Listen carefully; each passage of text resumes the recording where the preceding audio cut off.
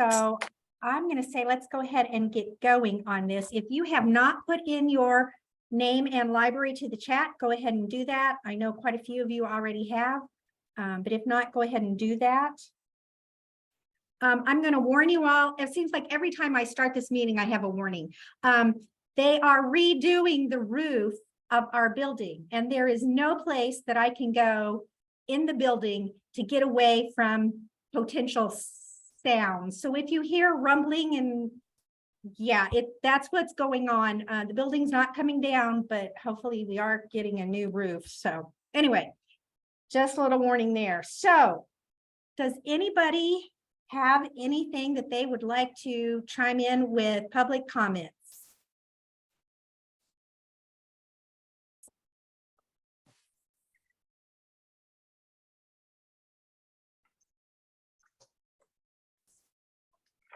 It's a good thing we put other down at the bottom, because then it primes the pump. So by the time we get to the end of the meeting, then you all have thought of the other things that we need to talk about. So let's just jump in here on new business. So we have been working on this data integrity purging project. We're ready to take it to the executive board. That will be this week. Equinox has been working on a report. It is called Patron Accounts with Expiration Date. So there was a glitch in it at first. It was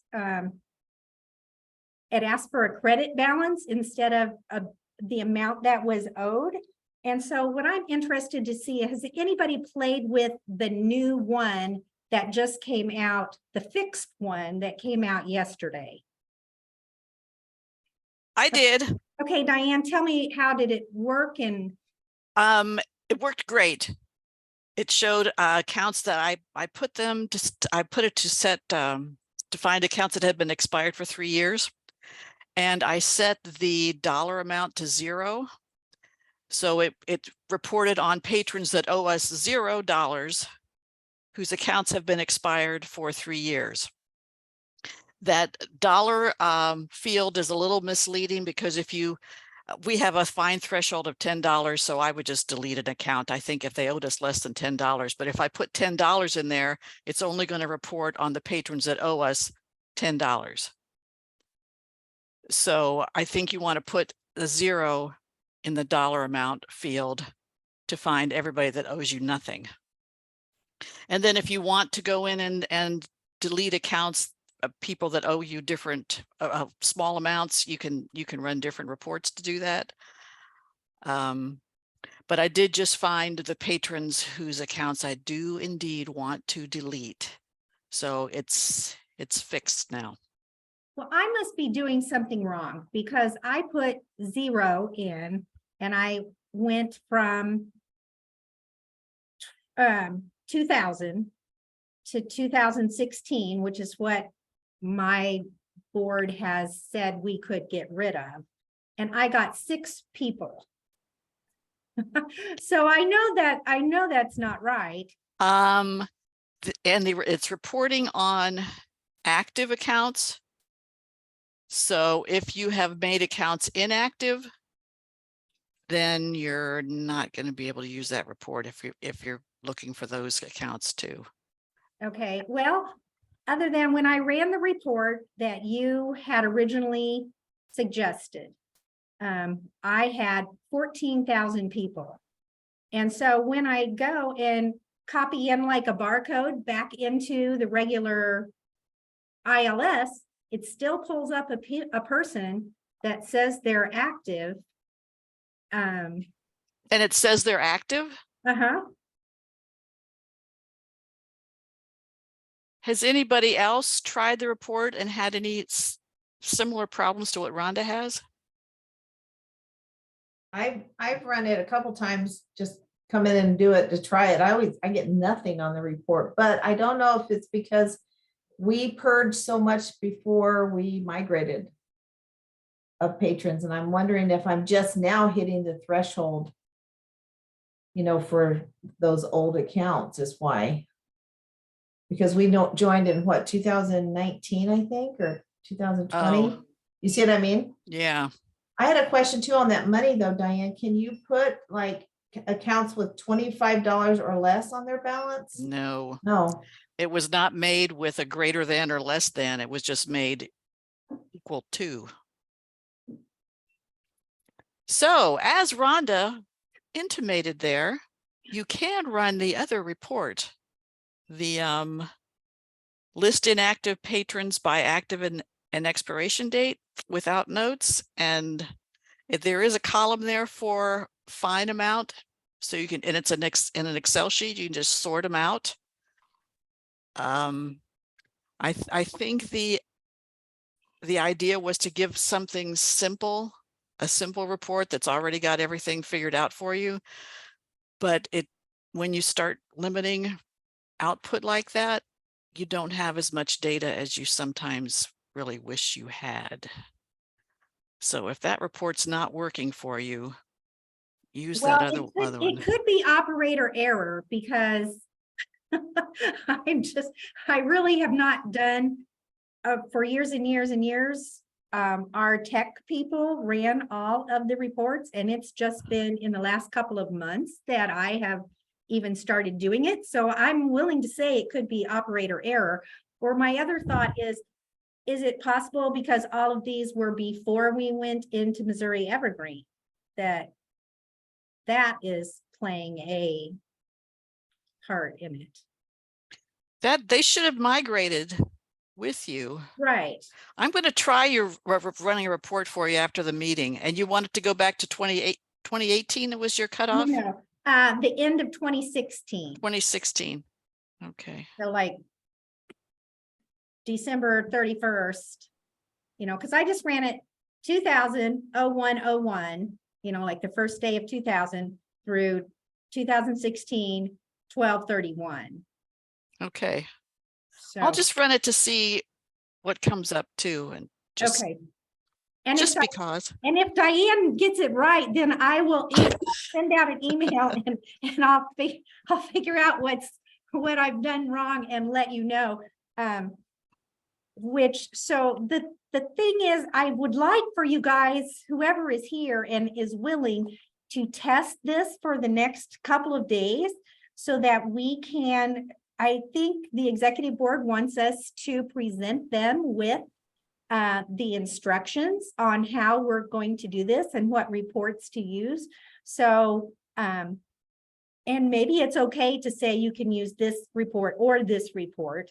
But I do want to make sure, since I had such a big trouble with it, I want to make sure that whatever we present to the executive board is going to work and is not going to be a frustration to everybody who's trying to run this. So if you guys, especially those on the committee, if you would do that and just kind of email me and let me know how that's going. Diane and I will probably be talking since she's going to see if she can fix what I screwed up there. So, all right. The other report type, well, is there any more discussion on that?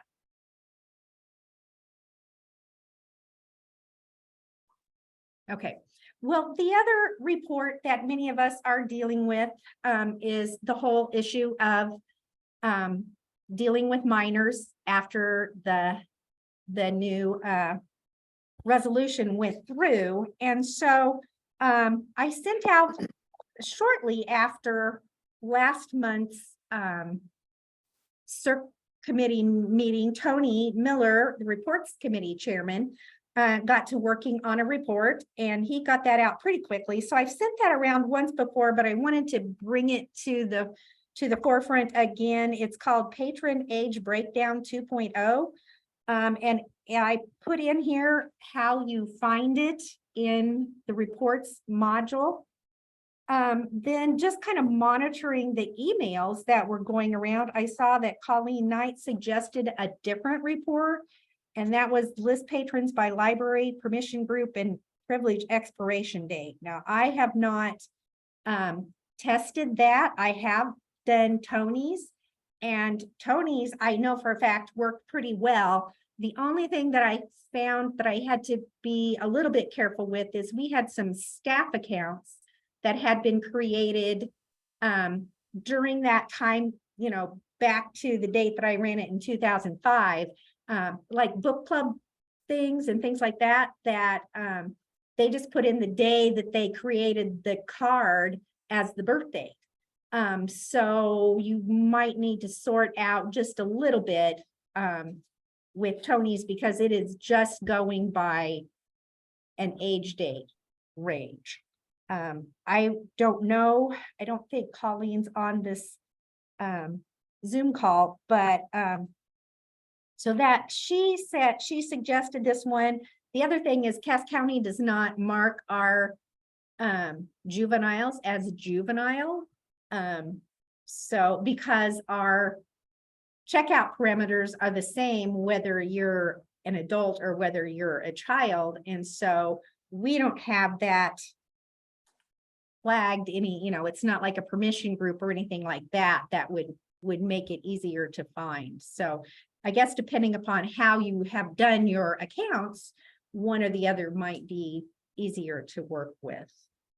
The other question I had, who has already expired their minor accounts? Okay, so I see a couple of, walk through what you are doing. Terry, would you walk through what you are doing now to get them back, so to speak? So we expired them officially Friday.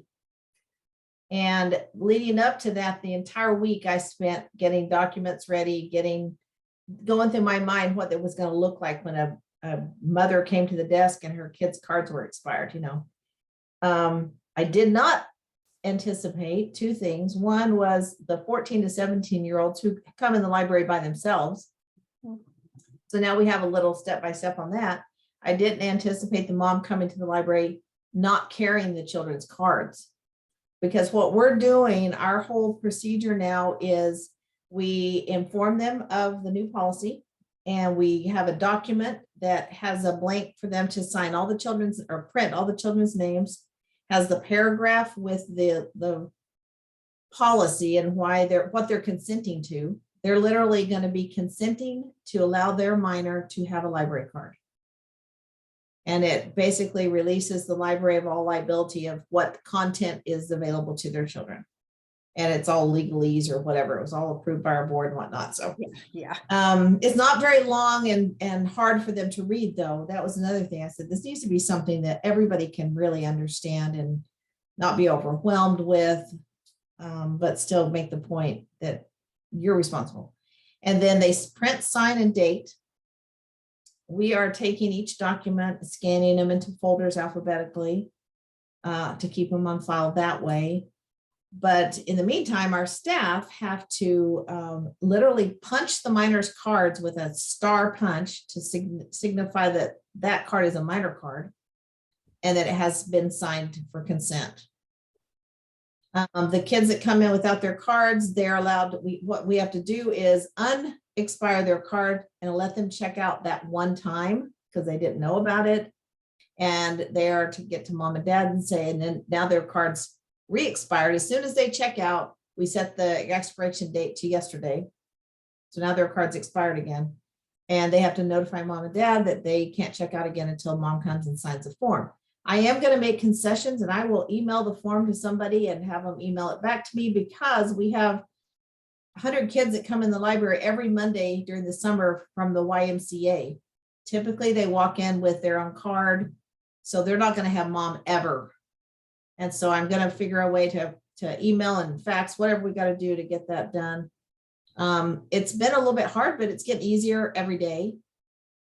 And the process, the parents are very positive and really like it. They like being aware. And I said, you really need to be paying attention to what's going on in Jeff City. And it's given us a chance to talk about that. But it's hard because we're signed up for summer reading starting next week.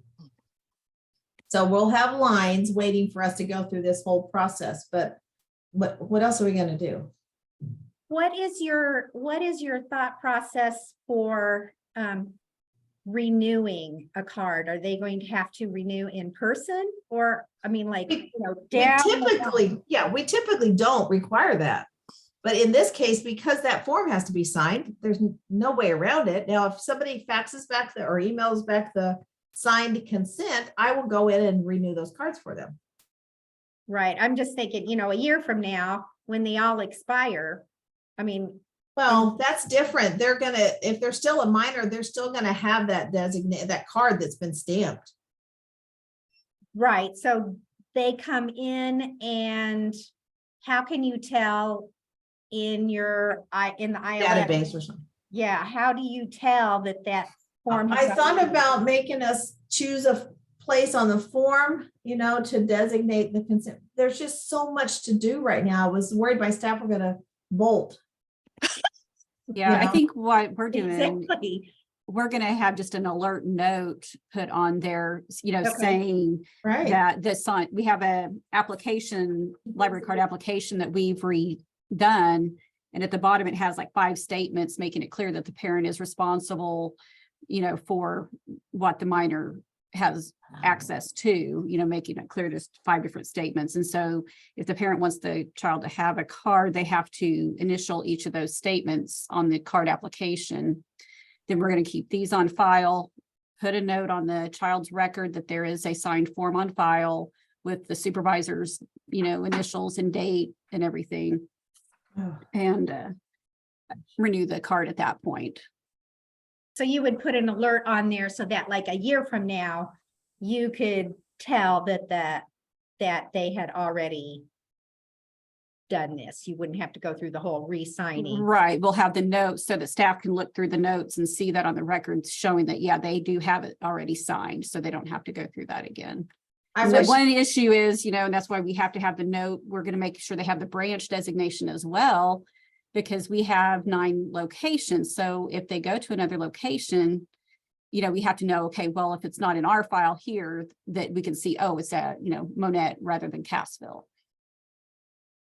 So, Okay. I don't know, Darcy? I'm kind of wishing we could get, now you're forcing me to think through this part of it, but I only have about 100 so far, right? And so it's not too late for me to go back in and kind of fix this, but I think it needs to be a permanent thing on that record showing consent form signed. Consent form signed. I hate for it to be an alert. That annoys the heck out of me. And I wish it could be in the body of the thing, but I wish it could be in red in the body of the thing, Yeah. but we don't have that. So I don't know. What do you guys think? We're gonna I'm- have staff, the field that says parent guardian, you put the parent's name in there. Yeah. After the parent's name, we're gonna have them put yes. Ugh.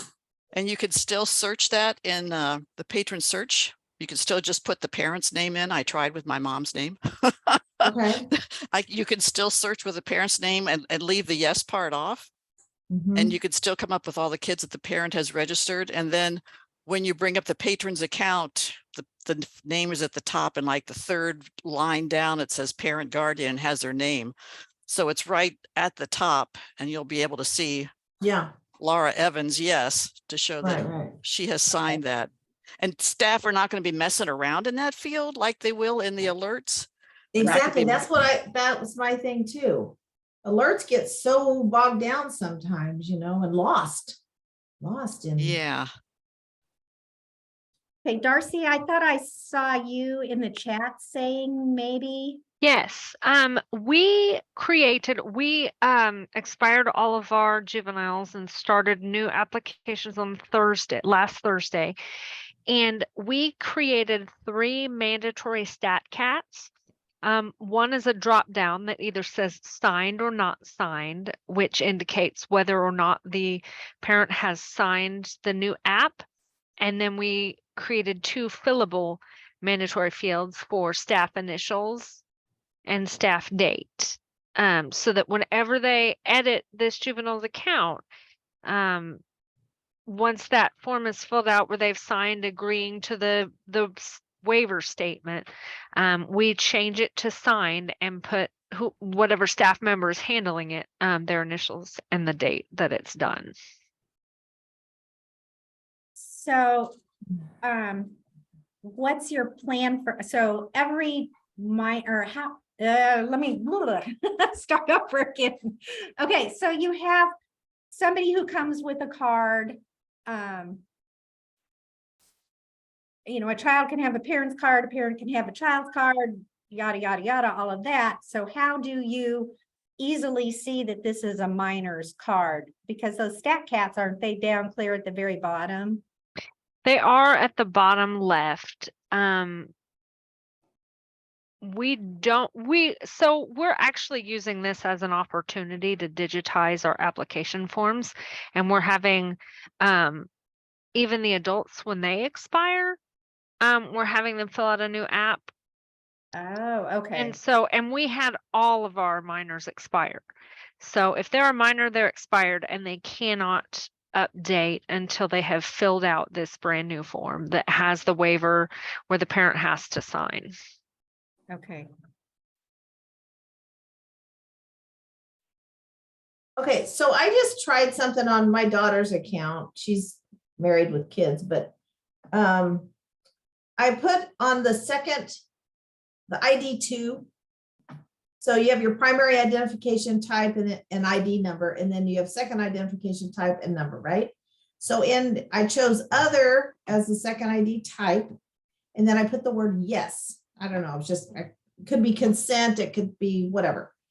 And when you save it, when you open that account up and you look down on the left to all that vital information under ID 2, it says yes, right there. Which Why is wouldn't that okay. be Which is okay unless you have to have 2 forms of identification when registering a patron. but we don't, we do Right. require it visually, but we don't enter anything into the system about it. Oh yeah, we don't put any numbers in there, but we would put driver's license for number 1 and then Uh-huh. electric bill for number 2 if their driver's Yeah, we license don't, didn't have we their. don't even bother. We don't even bother. The fact that they got to get a card means they showed us the proper credentials. So we don't bother putting that information in the system. So personally, we could use that and it shows right there. Yes, I wish it was red. That'd be so cool, but there it is. Yes, this person has had a parental consent, and that seems like a good fix for me. Mhm. Okay, I don't know that we're going to, I just think it's important that we all think through how we're going to do some of those things. I don't Yes. necessarily believe we have to do them exactly the same, except for those rare times that it might be a reciprocal borrower. So that's a whole nother can of worms there from, there's an agreement at the original library, but now you're going to somebody else's library. So that I think is going to be possibly, I don't know how often that happens even, but it's potentially an issue of being able to find, has this person. Well, and it happens so infrequently. Would it be out of the question to call the other library? We have self-checks, so we're never going to actually interact with the patron when they come from the other library to check out. Ah. So, and the checkouts follow the rules of the library where they are at. So unless they have a block or a bar, they're checking out with whatever at my library. That's true. That's true. So I guess we're just going on faith that the other library has expired them or else done the necessary steps to ensure that if this card is in good standing, that we could, let them come into our library and. Yeah, and I'm speaking to it from on the Evergreen reciprocal side. I know we're only one of the 9 that is signed in for that. They're using your card at my library. They're not getting a different card here. Right. Yeah, that's true. That's true. Yeah, so they're still beholding to their home library. Right. They met all the requirements that home library required. We're only, what else are we gonna do? So, Yeah. Ugh, stressful. Okay, I just think there's so many things to think through, how do we do this? How do we do that? So just kind of keep that conversation going. It seems like every time I talk with admin, okay, what about this? Oh yeah. What about this? Oh yeah. No. So I would say keep that conversation going to where we get everything covered to the best of our ability, I guess. So am I correct? By July, we're theoretically supposed to be compliant with this, with our minors, or anybody heard that? Sorry, I'm it's- late to the party. Did anybody, talk about the MPLD, recommendations that were coming out or come out?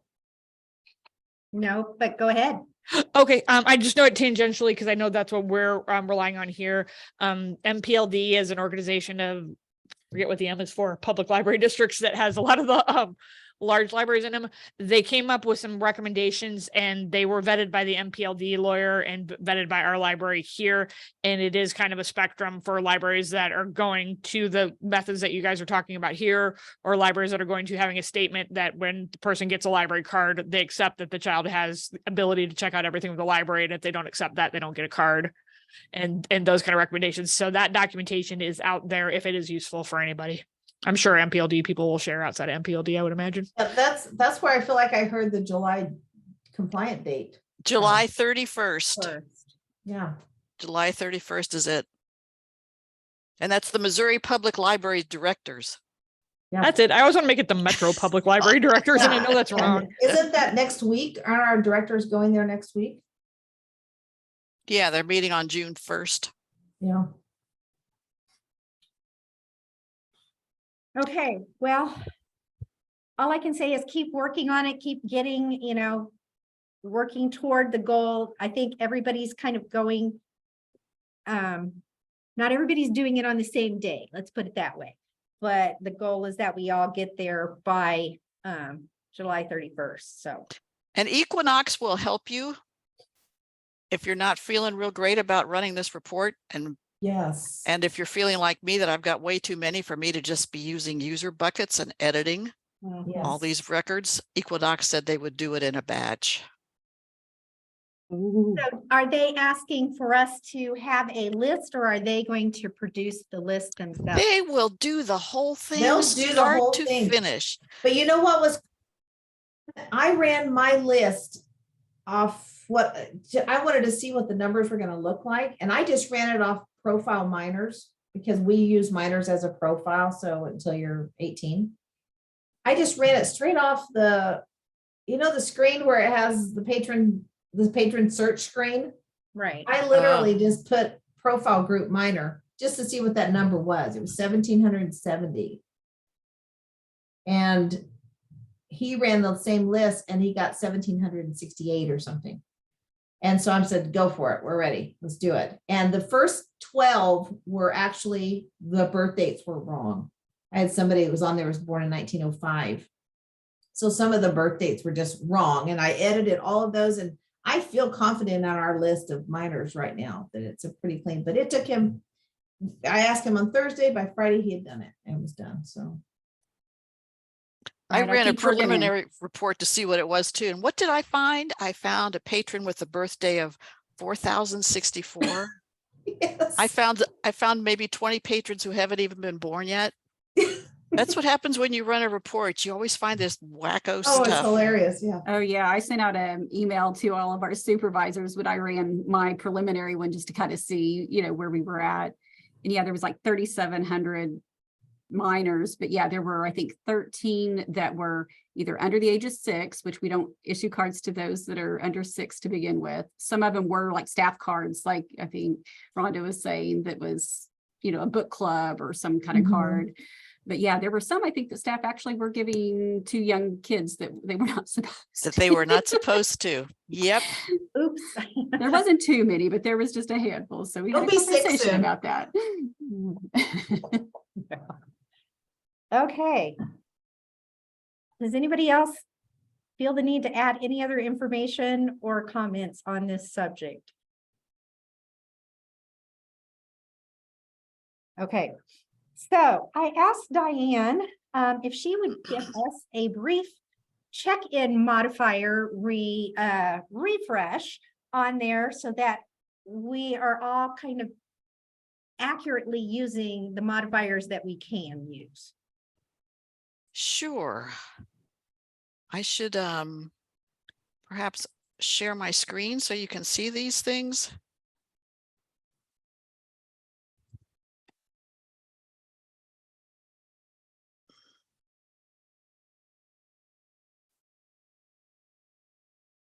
There, can you see that? Yep. Yep. Check-in modifiers. What's all the fun stuff down here? Some of you may have heard this if you've been to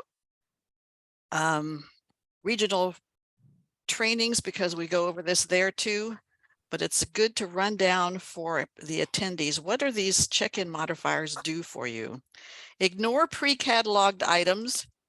That has a pretty good name. You can tell what that does. When you check out an item that's not in the catalog, so you do some on the fly pre-cataloging for it, just entering a title and an author and a circulation modifier. When you check those things back in, they always want to go to cataloging so that the catalogers can put it in the catalog or figure out what it was doing on the shelf, not cataloged. If you use this check-in modifier and you check in those items, those things will just want to go on your shelf. Back to no man's land where nobody knew where it was in the first place. So that's what that'll do. It won't send it to cataloging. Pre-cataloged items won't go to cataloging. If you use the check-in modifier, suppress holds and transits, anything you check in, if it's supposed to transit somewhere else or fill a hold for your patrons, it will not do that. It'll just want to go back on your shelf. I'm not really sure when you would use either one of these check-in modifiers. Amnesty mode would be if your library charges daily fines and your building was closed because of a flood, and you don't want to charge fines for things that were returned in the book drop while you were closed. If you click on check amnesty mode, everything you check in will be fine free.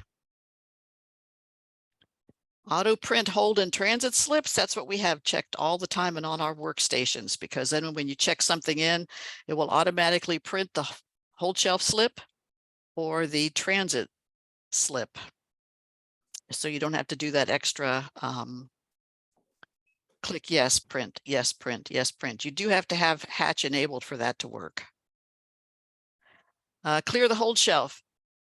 If you go pull all the stuff that's expired on the hold shelf, usually what we do here is we cancel those holds and then check them in. So it's a two-step process.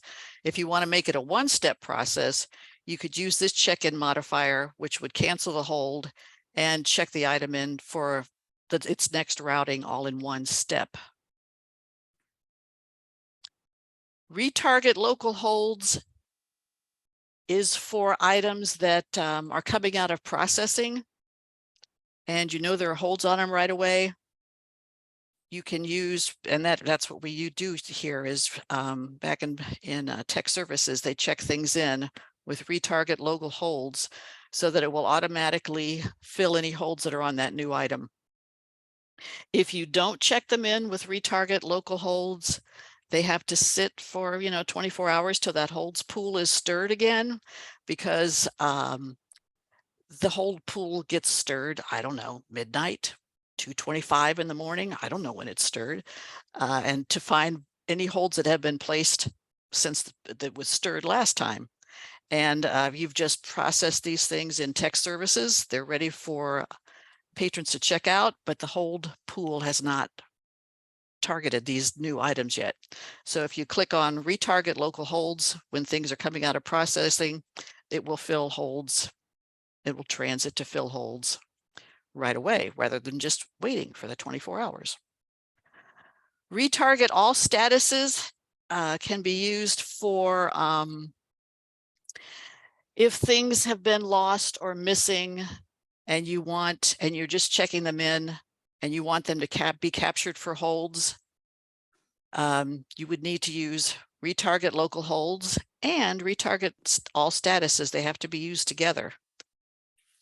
That's what that would be used for. We don't use that here at Scenic. Something's lost and it's found on the shelf, we check it in and put it back where it belongs. And if it's on hold, then we'll see it on the pull list the next day. But that's what that's used for. It's not, oh, wait a minute. These are the two that need to be used together. Capture local holds. Oh no, I'm wrong. cut that out of the recording, okay? These two are, these two have to be used together. Retarget all statuses. I've heard people think that that means it will fill holes at your branch first. And it does not do that. It will not allow you to jump the holds queue for items that are on hold for your patrons and for patrons other places.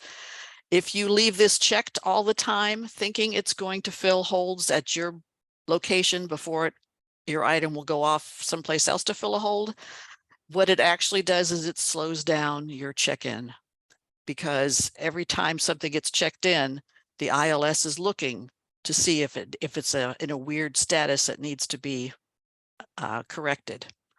So every time you check something in, it's checking, does this have a weird thing going on that we need to fix? And then the next one, does this have a weird thing going on that needs to be fixed? So I have heard people thinking that this is going to fill local holds, and that's not what it's doing.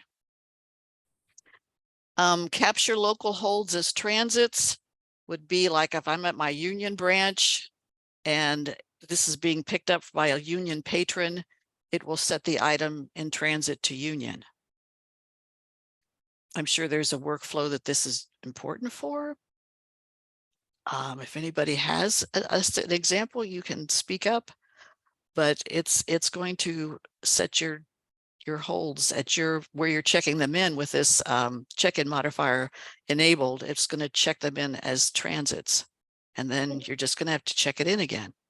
I think the purpose of it is for if all of your things in transit go to one location, they check it in and then send it on to the other branches. I don't really know why anybody would want to do that, because then it's just, you've got twice as much work. You've checked it in one place and then turn around and do it again. The other thing I've heard is to delay when the notice goes out. So it's still in transit, but it's in the building. The notice doesn't go out until you check it in again. And then that would trigger the notice going out when you're actually closer to ready to put it onto the hold shelf. Extra work is what it looks like to me. So maybe it would come into play with that flood. yeah. If you have 2 staff members in the building, but the building's not open, I don't know. There has to be a reason. Somebody must have wanted it, and it's useful to somebody. Yeah. And manually floating active. I'm not really sure what that does. We do have some floating collections, but when we check things in, then they just stay where they get checked in, as opposed to going back to the original circulating library. So I'm not really sure what this one does. Is anybody using it? No. An update inventory, if you are using the inventory, I can't really call it a module. If you're checking your inventory and all your stuff, you're taking a scanner out to your shelves and scanning everything. With this check-in modifier, you're checking in everything with this check-in modifier enabled, so that you can then compare everything that's been inventoried with this inventory. You check the inventory date on everything, compare it to a list of everything you have in your collection, and then you can look for the things that have not been inventoried. You didn't find them, so where are they? A caveat about update inventory.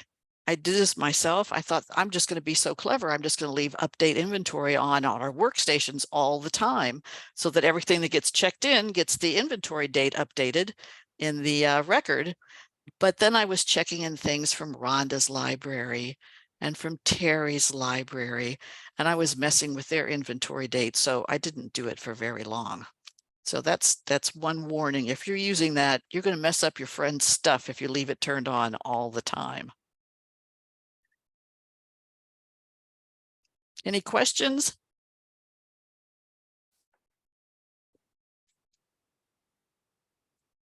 Okay. I am putting out a call for 1 or 2 people to help me with reorganizing the circulation training page. I was looking through some of it, and at least on one document, the links in it take you to an old document as opposed to the current document. So I think that's confusing for anybody, especially a new library coming in. What is meant to help them is actually giving them the wrong information.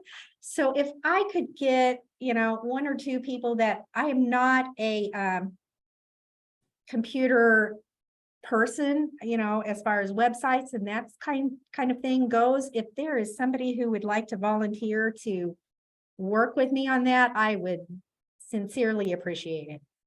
I can help you, Rhonda. I've done the website for the library and other organizations in the past. Oh, bless you. I'm so excited. Thank you. Okay, so that's Meredith.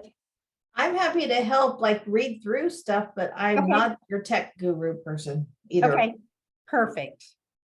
Yeah, if Ron gives me power over the site, I can make whatever changes you do, or we can suggest them around. I can let you know what'll work and what doesn't work, but I can do this straight up editing if that's useful, so that Ron Oh. doesn't have to do it. That would be perfect. Thank you so much. So along with the website, I realized that we did not get Terry's name posted.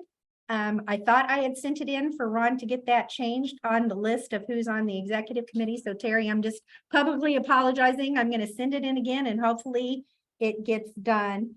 And Thank then the you. very last thing problem. is I would like to do for Diane to do a quick recap of that International Evergreen Conference that she went to. Mhm. It's the best conference I go to. I encourage everyone to attend. It's because everything you hear there is useful. If you go to other conferences, you go to sessions that might be interesting, but you may never use the stuff. But everything at the International Evergreen Conference is useful because this is what we're doing all day. This year it was held in Worcester, Massachusetts. And the most exciting thing in that conference was a new position that Equinox has created. And this is for, the betterment of the whole Evergreen International community. Is Stephanie Leary is filling this position as a front-end developer.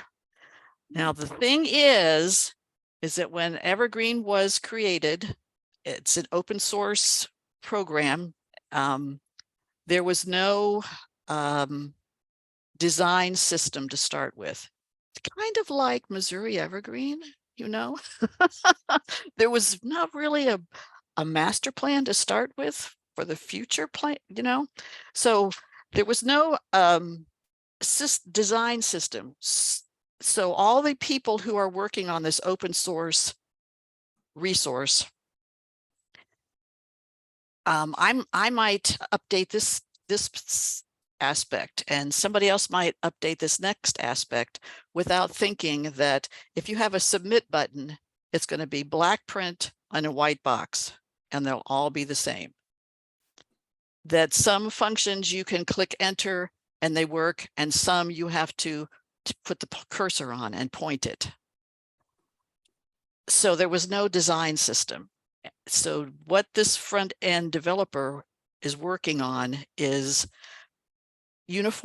making these things uniform and making them accessible to everyone. If someone has a tremor in their hand, it's hard to make the mouse point at a little tiny thing. If you have a vision problem, some of the alerts that you see that this function has gone through is like white on a pink background. I even have trouble reading some of those things. So that's what her job is making some of that is uniformity and accessibility. And it's very, very exciting. I went to lots of sessions, of course. There's one, Georgia Pines has come up with a way that student registration can be done without staff intervention. Currently, we have schools that send us these spreadsheets with kids' names on them. But Georgia Pines had a script that was written. So they have the school send them a secure file transfer protocol. They were talking about SFTP. I said, what is that? It is a secure file transfer protocol that can then just be dumped into the ILS, which creates accounts then with a dedicated range of patron barcodes.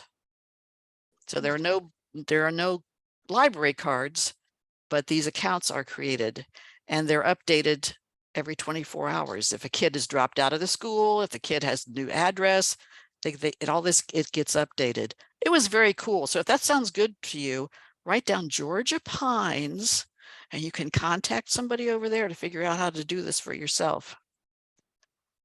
New developers the development are going to be prioritizing security and privacy. There may come a time when they'll have this, you know, when you go on to pay your phone bill and a text message is sent to you to verify you are who you say you are. It's multiple step security, something or other.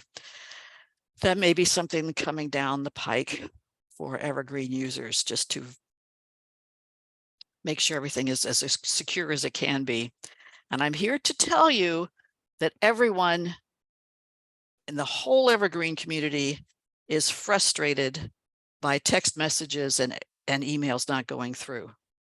And I talked to a vendor there who explained it succinctly. I know that Equinox has explained this as well, and Mickey has shared that information with us. And the bottom line is, when text was developed and emails were developed, it was to be between me and you and between me and my friends, you know. It was never meant to be used massively by companies. So the carriers are trying to figure out how they can handle the traffic and how they can make a little money off of it. So anyway, I encourage you, especially if the conference was here a few years ago in St. Charles, so it was local, more local to us, was easier to get to. Attend that conference whenever you can. All right. Well, this is our longest meeting in record that at least I've been the leader of. So is there anything else though, before we go? We've got everybody together. Is there anything else that we'd like to discuss? I just found the definition of that manual floating active modifier. It says floating groups must be configured for this modifier to function. The manual flag in floating groups dictates whether or not the manual floating active check-in modifier needs to be active for a copy to float. This allows for greater control over when items float. So you have to have set it up to use it. You couldn't just turn it on all of a sudden and it would do something for you. You'd have to set it up in your floating groups if you were going to have more control over them, rather than a lot of us just have them stay where they land, right? So anyway, I thought that was interesting. I actually found a definition for it. So. Thank you. That's great. One more Okay. thing we thought of with this minor thing. You might, if you have a parent who has given a child permission to use the parent's library card, they can't do that anymore either. That's true. So basically you're saying a child walks in with the parent's library card. You're not even going to let them pick up holds off the hold shelf for the parent? Or, I mean, you're just going to say no? Or what are you really saying there, Diane? Yeah, I think that's what we're going to say. We're going to say no. But You can use your own card, which they could use to check out their parents' holds, as long as the parent has signed giving the child permission to access all materials in the library. Do you And guys not have self-checks at Scenic? I was trying to remember. Yeah, we do have self-checks. So Right. yes, That's the and issue. we have we're telling our staff, you are not going to police what's happening at the self-check machine. Yeah, because then you're going to end up in that thing that I just always hate with it. Ye- If you're going to hold somebody that talks to you to a different standard than somebody who doesn't talk to you. well, and when a mother hands a child a card, she's virtually saying you have permission to use this card. So we don't have control over, it's like, I don't know, that's murky waters right there. I'm sorry I brought this off. We're gonna end this meeting on such a high note. I'm And I glad you just had to did, say- though. We have a lot of that in our library, so I'm glad you did. Oh, boy. Sandy had in the chat saying if you have created forms. Sandy, I don't know if you could hear me. Could you, I lost the chat here. She asked if for those of you that have created these permission forms, could you share? Hmm. So send them out to Emmy Cirque, that list. And I send out this list to the Greater Missouri Evergreen list serve too. So I think, the more we can help each other and get ideas, the better off we're going to be. So, Definitely. okay, anything else? This was great, helpful. All right. Well, I am going to call it the end of the meeting here, and hopefully you guys have a wonderful afternoon. Thank you. Thank you, Bye. Rhonda.